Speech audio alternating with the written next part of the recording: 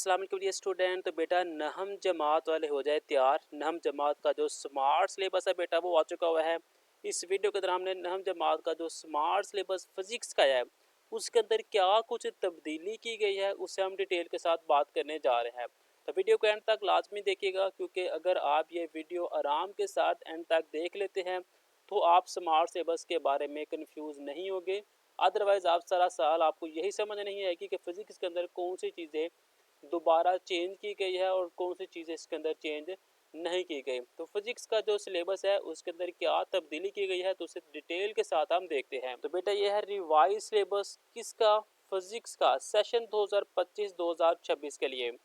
सबसे पहले ऊपर लिखा हुआ है all type of question for बाईस examination paper will be prepared from the entire content of the text other than those topics and questions which have been excluded deleted in the smart syllabus for physics 9 session 2025-2026। यानी कि physics का जो paper होगा वो जो physics की किताब है उसके अंदर जितना भी मवाद है उनसे मिलकर बनेगा, ना कि एक्सरसाइज में से बनेगा, ना सिर्फ इसमें मश्की सवालात जो होगा उसमें से बनेगा, बल्कि entire content of the text book के अंदर जितना भी मवाद है उसमें से बनेगा।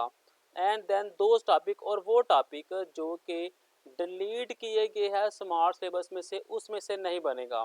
तो लिहाजा ये जो आपका सवाल था कि सर फिजिक्स का जो पेपर है क्या वो जो एक्सरसाइज है उसी में से बनेगा, तो बेटा ये आपका सवाल हो गया ख़त्म। तो फिजिक्स का जो पेपर होगा बेटा वो पूरी किताब के अंदर से बनेगा।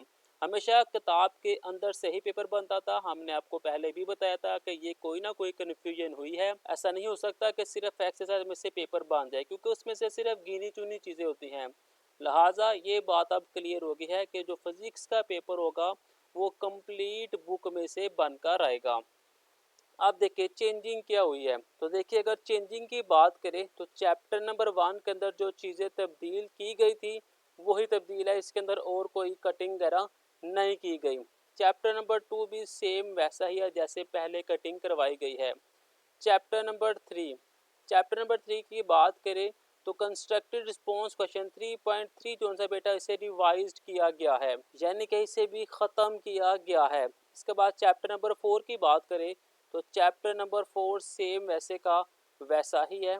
चैप्टर नंबर 5 की अगर हम बात करते हैं तो चैप्टर नंबर 5 भी वैसे का वैसा ही है।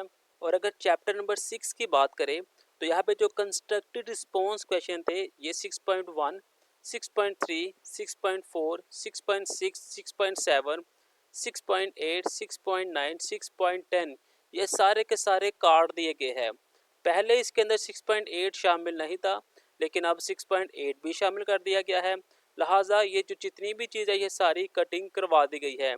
कंप्रीहेंसिव क्वेश्चन की बात करें तो 6.1 वाला जो टॉपिक है एप्लीकेशन ऑफ हुक लॉ, इसे बेटा ऐड किया गया है।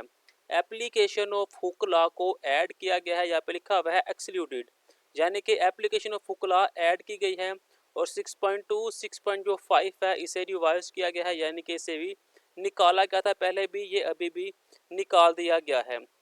चैप्टर नंबर 7 की बात करें तो चैप्टर नंबर 7 के अंदर जो कंस्ट्रक्टेड रिस्पॉन्स क्वेश्चन है 7.1, 7.4, 7.5, 7.7, 7.8, 7.10, 7.11 और 7.12 इन तमाम क्वेश्चन को ख़त्म कर दिया गया है, रिवाइज कर दिया गया है। रिवाइज यानी कि इनको भी ख़त्म कर दिया गया है।